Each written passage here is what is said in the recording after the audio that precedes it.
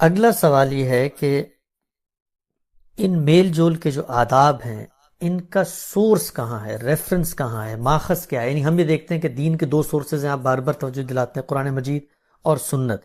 اب مثلا ہم اللہ میاں کے پاس جانا چاہتے ہیں پوچھنے کے لیے کہ میل جول کے آداب کیا ہیں، تو ان میل جول یا اختلاط مرد و زن کے آداب کا سورس کیا ہے؟ قرآن مجید ہے، سنت ہے، کیا ہے؟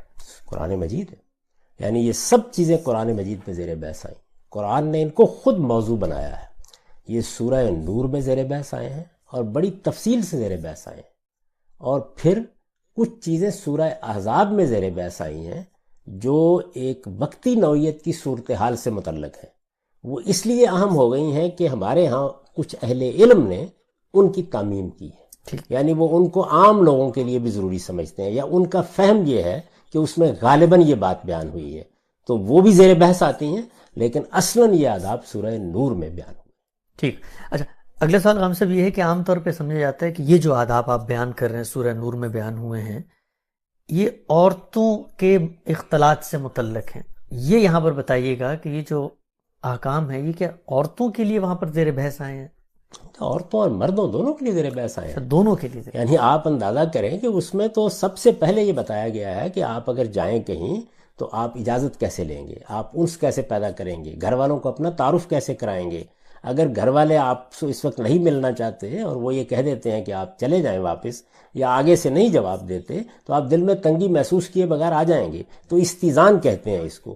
اسی طرح بتایا کہ گھروں کے اندر کن چیزوں کا لحاظ رکھیں گے، تو وہاں یہ سب چیزیں بہت تفصیل سے زیر بحث آئی ہیں، اور یہ بتایا کہ ایک پاکیزہ معاشرت کے لیے، پھر توجہ دلاؤں گا وہی تزکیہ، یعنی تمہارے دلوں کو بھی پاکیزہ رہنا چاہیے، تمہاری معاشرت کو بھی پاکیزہ رہنا چاہیے، تمہارے میل جول کو بھی پاکیزہ رہنا چاہیے۔ تو فرمایا ہے کہ یہ اصل میں ازکا واتھر لقلوب ہے، یعنی ہمارے دلوں کے لیے یہ چیز پاکیزگی کا باعث بنتی ہے۔ مردوں کو بھی کہا ہے، عورتوں کو بھی کہا ہے۔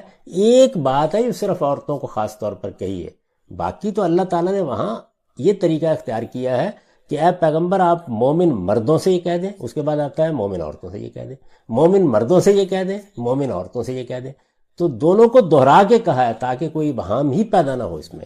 تو اگر اس کو آپ نے بیان کرنا ہے تو یہ کوئی عورتوں کے لیے پردے کے احکام نہیں ہے، یہ مردوں اور عورتوں دونوں کے لیے احکام ہے۔ ٹھیک، کس چیز کے ہیں وہ ایک الگ بحث ہے، لیکن دونوں کے لیے۔ ٹھیک۔ اچھا عام صاحب آگے بڑھاتے ہیں اس بحث کو۔ اب آپ یہ بتائیے کہ یہ جو موضوع بحث ہے مرد و زن کے اختلاط کے معاملے میں، اس کو واضح کیجئے کہ اس میں آپ کا نقطہ نظر، جیسے آپ نے شروع میں بتایا اور لوگوں کو ایک اجنبی نقطہ نظر محسوس ہوتا ہے، وہ اس کی ابتدا کہاں سے ہوتی ہے؟ وہ کیا علمی اختلاف رائے ہے جو قرآن مجید کی ان دو صورتوں کو سمجھنے میں واقع ہوا؟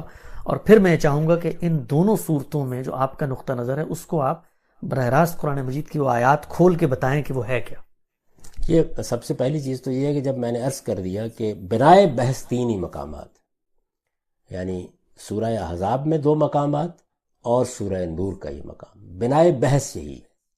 تو ان کی جب آپ تفسیر کریں گے، ان کو سمجھیں گے، تو ایک طالب علم کی طرح، جیسے میں نے بارہا توجہ دلائی ہے کہ اگر آپ قرآن مجید کو جاننا چاہتے ہیں تو جو کچھ پہلے سے آپ جانتے ہیں، جو چیزیں آپ دوسروں سے سنتے ہیں، جو آپ کی معاشرت میں رائج ہیں، ان کو آپ ایک طرف رکھ دیجئے، اور پھر ایک بالکل طالب علم کی حیثیت سے قرآن کے سامنے جا کے سرنڈر کر دیجئے، اس کی بات سنیے وہ کیا کہتا ہے۔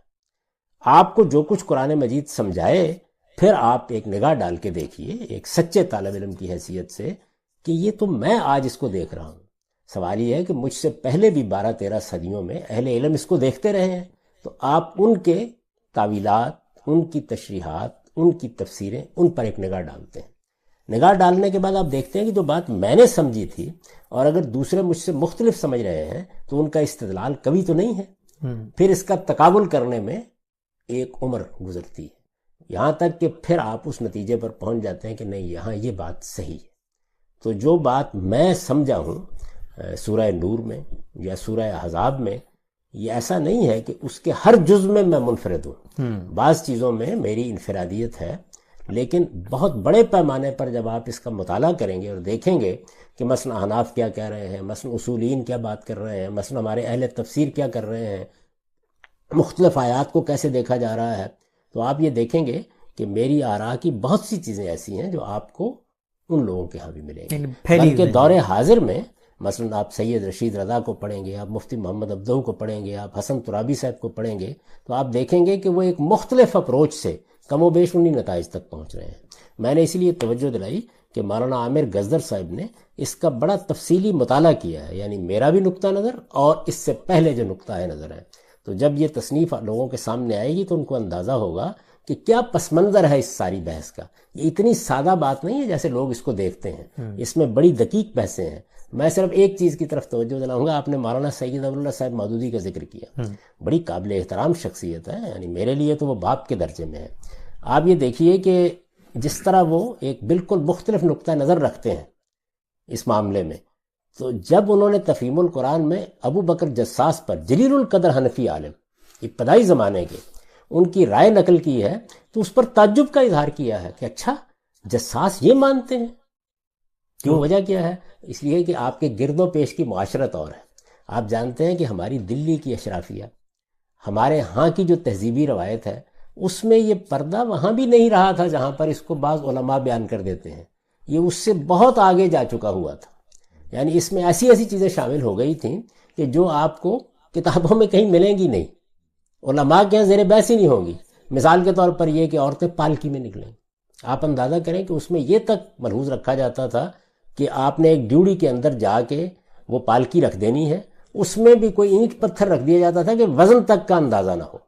خاتون آ کے بیٹھ جائے گی، کہار اس کو اٹھائیں گے اور پالکی میں لے جا کے کسی دوسرے کی جوڑی میں پہنچا دیں گے۔ اسی طرح سے اگر اس بیچاری نے کپڑے دھونے ہیں تو ان کے لیے بھی یہ ہے کہ کہیں ایسی کسی الگنی پر نہ ڈال دے جس کو لوگ دیکھ رہے ہیں۔ اس نے بال بنائے ہیں اور بال کنگھی میں آ گئے ہیں، وہ بھی کہیں دفن ہونے چاہیے تاکہ اس پر کسی کی نگاہ نہ پڑ جائے۔ تو یہ جتنی چیزیں میں نے خود اپنی معاشرت میں یہ دیکھی، اپنے ہاں دیکھی، اپنی خواتین کو یہ بات کرتے ہوئے دیکھا ہے۔ کیوں؟ وجہ کیا ہے؟ اس کی وجہ یہ ہے کہ جس وقت آپ کسی چیز کو اس طرح معاشرت، تہذیب، ثقافت کا حصہ بنا دیتے ہیں تو اس میں انتہا پسندیاں پیدا ہونی شروع ہو جاتی ہیں۔ تو یہ پس منظر ہے، یعنی یہ اشرافیہ کا ایک خاص رہن سہن ہے۔ ورنہ مجھے یہ بتائیں، میں ایک دیہاتی آدمی ہوں، یعنی یہ جو کچھ ہے پردہ، یہ ہماری مائیں ایسے ہی کرتی تھی، اسی طریقے سے ہمارے اپنے تہذیبی پس منظر میں یہ سمجھا جاتا تھا، اسی کو دین کا تقاضا۔ میں کسی وقت حیران ہوتا تھا، میں بالکل ان دیہات میں رہا ہوں جو بالکل بار کے دیہات ہیں، ان میں پیدا ہوا پلا بڑا، تو میں حیران ہوتا تھا کہ یہ پردہ جو میری والدہ کر رہی ہیں، یہ تو اس پورے گاؤں کی کسی عورت نے بھی نہیں کیا ہوا۔ وہ جو کھیتوں میں کام کرتی وہ کھیتوں میں کام کر رہی ہیں، باہر جا رہی ہیں، پانی لا رہی ہیں، ہمارے گھر میں آ رہی ہیں، یعنی اس طریقے سے گویا دو الگ الگ صنفیں وجود میں آ گئی ہوئی تھی۔ اچھا، وہاں کسی کو تردد بھی نہیں ہوتا تھا۔ آپ یہ دیکھیے کہ وہی مغلانی، وہی کام کرنے والی، جس کو آپ اپنے ہاں پنجاب وغیرہ ماسیاں کہتے ہیں، وہ دلی کے گھروں میں آ رہی ہیں۔ آپ ڈپٹی نذیر احمد کے ناول پڑھیے، وہاں کسی کے ماتھے پر شکن نہیں آتی، پردہ کدھر گیا، لیکن جو اپنی خواتین ہیں ان کے لیے بالکل دوسرے۔ تو یہ چیزیں جب اس طرح تہذیبی روایت کا حصہ بن جاتی ہیں تو لوگ ان میں بڑے حساس ہو جاتے ہیں۔ اس حساسیت کو ایک طرف رکھ دینا چاہیے، یہ حالات سے پیدا ہوتی ہے۔ میں اس کو الٹ کے کہوں گا، جس طرح موجودہ زمانے میں تہذیب، فیشن، مغربی معاشرت نے ہمیں بہت سی چیزیں جن کے بارے میں حساس ہونا چاہیے ان میں بحث کر دی ہے۔ یعنی زمانہ کیسے اثر انداز ہوتا ہے، آپ دونوں انتہاؤں کو دیکھیں نا۔ یعنی اس طرف وہ انتہا ہے کہ پالکی کے بغیر باہر قدم نہیں رکھنا، آپ کے کنگھی میں ٹوٹے ہوئے بال پر بھی کسی کی نظر نہیں پڑنی چاہیے، ذرا حالے کہ ان میں مجھے بتائیے کیا چیز باعث کشش ہوتی ہے۔ تو ایک طرف یہ انتہا، اور دوسری طرف وہ انتہا پیدا ہو جاتی ہے کہ جس میں آپ کہتے ہیں کپڑے ہی اتار دیں، کوئی فرق نہیں پڑتا اس سے۔ یعنی آپ نے اگر 2 دھجیاں بھی اب لپیٹی ہوئی ہیں تو بہت کافی ہے، آپ نے بکنی پہنی ہوئی ہے تو بہت کافی ہے۔ تو اس کا نتیجہ کیا ہے؟ وہ وہاں پہ وہ حساسیت بھی تہذیبی معاشرت نے پیدا کی ہے، اور یہ بے حسی بھی تہذیبی معاشرت نے پیدا کی ہے۔ تو اللہ کی کتاب کا اصل کمال کیا ہوتا ہے، اور اللہ کے پیغمبروں کی رہنمائی کا، کہ وہ انسان کو اس صراط مستقیم پر رکھتے ہیں جس میں نہ یہ انتہا ہوتی ہے نہ وہ انتہا ہوتی ہے۔ انسان کی فطرت، جس پر ہم اس سے پہلے بڑی تفصیلی بات کر چکے ہیں، وہ ٹھیک اس پر اپنے دین کی بنیاد رکھتے ہیں۔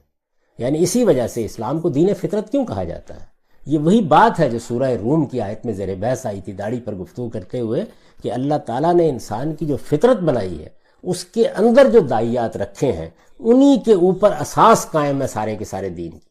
تو اس کا مطلب کیا ہے کہ اس میں ادنا درجے میں بھی آپ کوئی انتہا پسندی نہیں دیکھتے، ایک جادہ اعتدال، غالباً یہی وہ چیز ہے جس کو سامنے رکھ کے اللہ تعالیٰ اپنے دین، اپنی ہدایت کو صراط مستقیم کہتے ہیں.